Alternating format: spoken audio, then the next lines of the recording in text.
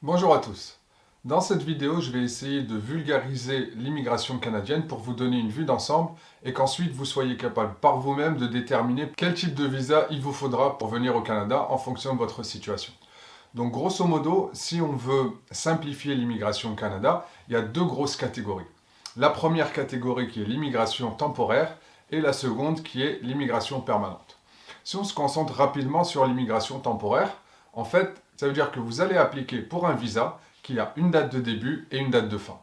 Pendant la durée de votre visa, vous serez au Canada et à la fin, il est supposé que vous allez retourner dans votre pays de résidence ou votre pays de citoyenneté. Donc pour les visas temporaires, là on parle du visa touriste, de tous les visas de transit, des visas de travail et aussi des visas d'études. Donc date de début, date de fin, quand c'est terminé, vous rentrez chez vous. Ça c'est la catégorie immigration temporaire.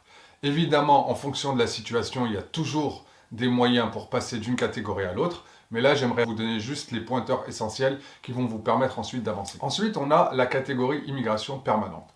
Donc là, ça suppose que vous voulez immigrer au Canada de manière permanente, c'est-à-dire vous installer avec votre famille et faire du Canada votre nouvelle maison.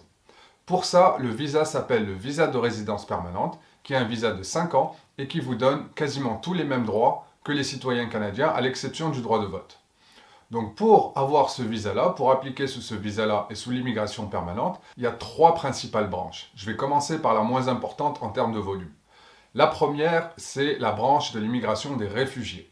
Donc là, ce sont toutes les personnes réfugiées, que ce soit réfugiés de guerre, de persécution, de catastrophes naturelles, de catastrophes humanitaires, peu importe. Il faut avoir un statut reconnu de réfugié à l'ONU pour pouvoir appliquer dans cette catégorie-là. La seconde catégorie, c'est la catégorie du regroupement familial.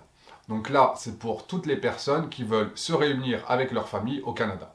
Et pour être dans cette catégorie-là, il faut avoir un membre de la famille directe, c'est-à-dire un enfant, un parent ou un époux qui est citoyen canadien ou résident permanent. Ensuite, cette personne-là pourra vous sponsoriser et vous recevrez le visa de résidence permanente. Ça, c'est la deuxième catégorie. La troisième catégorie, et qui est la catégorie la plus importante de toute l'immigration au Canada, on parle d'environ 70%, c'est l'immigration économique. Donc là, ça concerne des gens qui sont soit au Canada, soit à l'étranger, qui sont travailleurs et qui aimeraient immigrer au Canada de manière permanente pour s'y installer, développer leur carrière, faire grandir leurs enfants, etc. L'immigration économique, c'est là où on va parler des programmes comme l'entrée express, comme les programmes provinciaux, comme ARIMA, comme le programme de l'expérience québécoise. C'est en gros tous les programmes d'immigration qui sont destinés aux travailleurs. Donc voilà, pour récapituler ce qu'on a dit, deux branches principales, immigration temporaire et immigration permanente. Dans l'immigration temporaire, on a les visas touristes, les permis de travail et les permis d'études. Et dans l'immigration permanente, on a la catégorie des réfugiés, le regroupement familial et l'immigration économique avec tous les programmes destinés aux travailleurs. Voilà, j'espère que ça vous donne une vision un peu plus claire de l'immigration au Canada et je vous dis à très bientôt. Bye.